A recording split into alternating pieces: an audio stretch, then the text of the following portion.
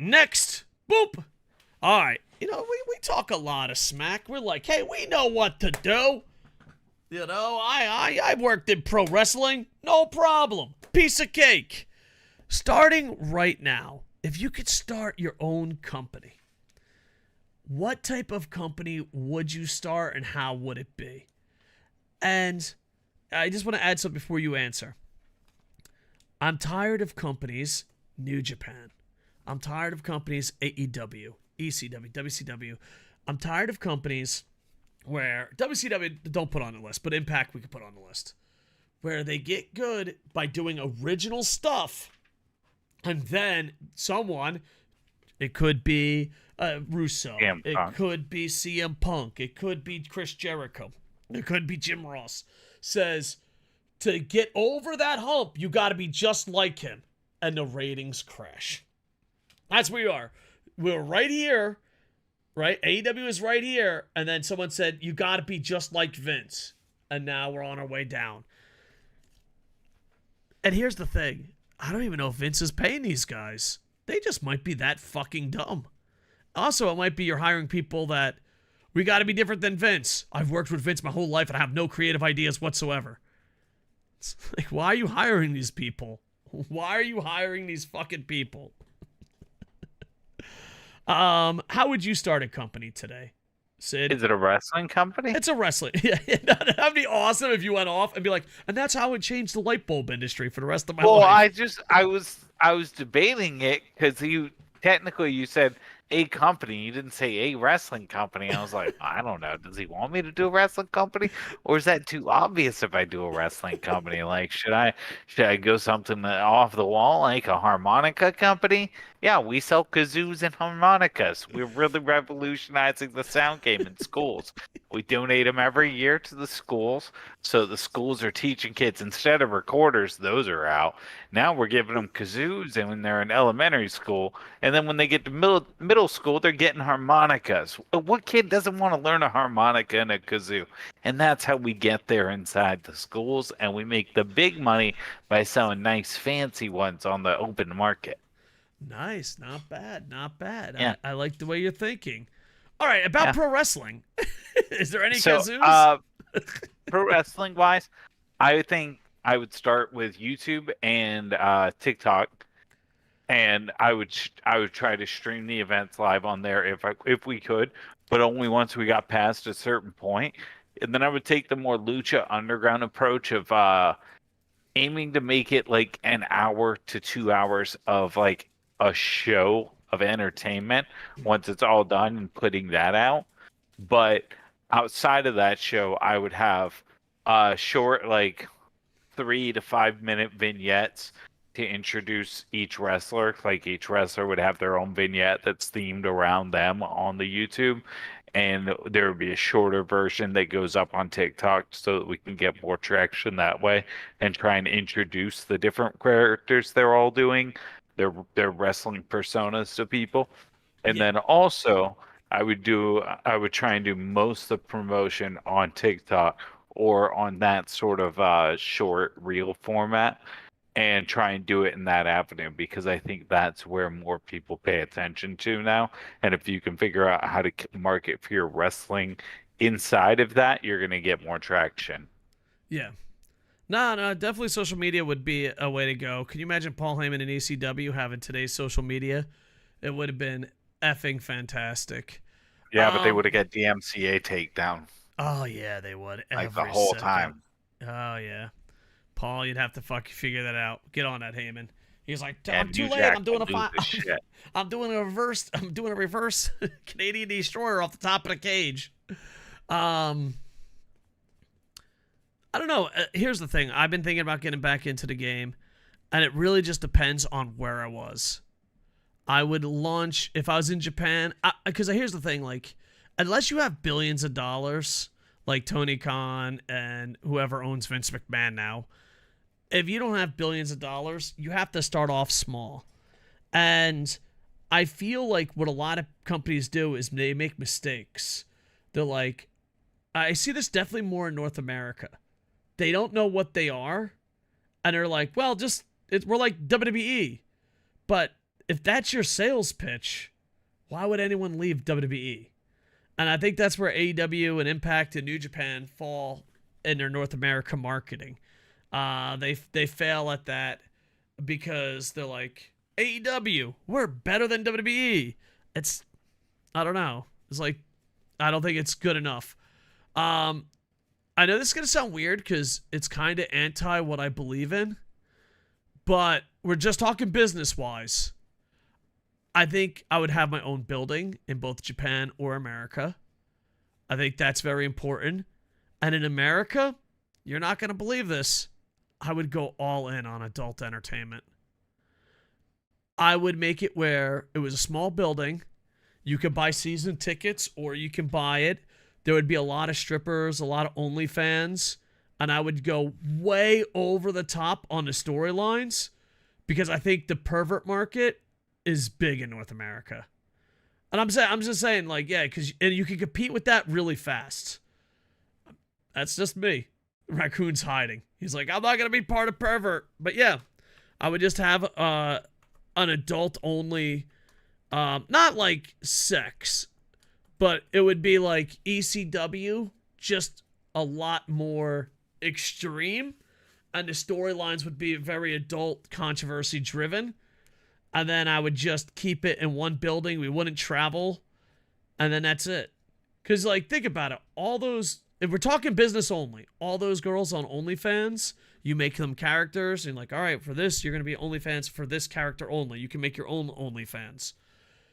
You're hiding, Sid, but you're telling me there isn't a North American pervert market beyond belief that you can rake money from? There is, but I won't be involved with them. Like, I won't be involved. I have standards. So yeah, I would do it, and that's how I'd do it. And the wrestling would be good, but every storyline would be way over the top with good wrestling, and it would just, yeah. Because think about it, we hang out with a lot of North American online people. 99% of them are perverted. 99%. Like, here's a perfect example. Liv Morgan. I have no idea if Liv Morgan's a good wrestler, because this is my conversation every time. Not bad. Who's your favorite wrestler? Liv Morgan? Is she good at wrestling? I don't know. She's hot. Every fucking time. Every time. That is 99.9% of it. That would be my North American business. My Japan business would be different. I would give the Japanese fans what they want. I know that sounds crazy, Ghetto. That sounds crazy because Ghetto and New Japan used to give the fans what they want. Noah, Dragon Gate, all these companies have matches. Their gimmicks. Yeah, I would just have it where it would be 12-minute matches, maybe have a time limit, 12, 15-minute matches. I would tell the wrestlers, I would rather have short matches and you try hard. And that would be it. I would keep track of wins, losses, and I would have it as a company, but it would just be one building. And that company can represent their dojos. That company can represent their companies. You can have a New Japan match and be like, all right, but you're going to represent our style here. It would be a strong style, fast pace, and I would just not change. I wouldn't try to satisfy everyone. Because in pro wrestling, in Japan, Noah has a market. Noah, when you go to Noah, you know what you're getting. When you go to DDT, you know what you're getting. When you go to TJPW, you know what you're getting. When you get Stardom, you know what you're getting. Dragon Gate, you know what you're getting. And I think New Japan has lost that. So what I'm basically doing is repackaging New Japan and faster matches without, all the gaijins throwing shit. Without all the gaijins saying, I'm different, I'm in Bullet Club. Like, we'd have gaijin wrestlers, but they would just fucking be wrestlers. Like, you can have gimmicks, but if you wear leather and you're angry, we just ask you to leave. Like, what's your gimmick? I wear leather and I'm angry. All right. Thanks, buddy. See ya. Next. But yeah, that's what I would do. I would focus. I'd refocus on what New Japan fans want. Like, because even in Kamata, Kevin Kelly's like, I don't get it.